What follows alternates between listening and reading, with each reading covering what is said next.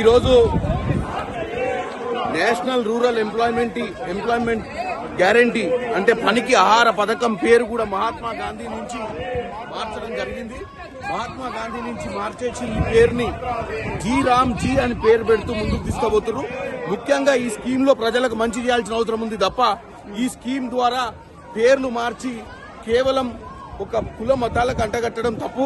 ఎందుకంటే దేవుడిని అంటే అందరికీ భక్తియే.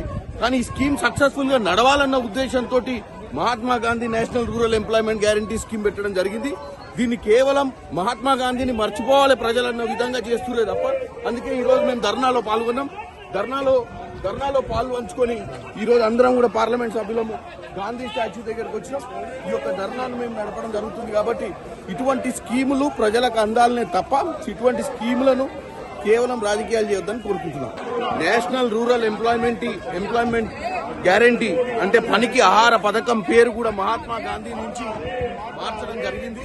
మహాత్మా గాంధీ నుంచి మార్చేసి ఈ పేరుని జీ అని పేరు పెడుతూ ముందుకు తీసుకుపోతున్నారు.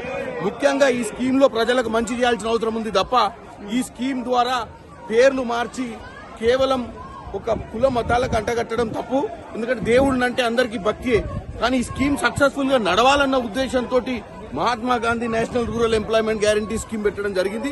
దీన్ని కేవలం మహాత్మా గాంధీని మర్చిపోవాలి ప్రజలన్న విధంగా చేస్తున్నారు తప్ప. అందుకే ఈ రోజు మేము ధర్నాలో పాల్గొన్నాం.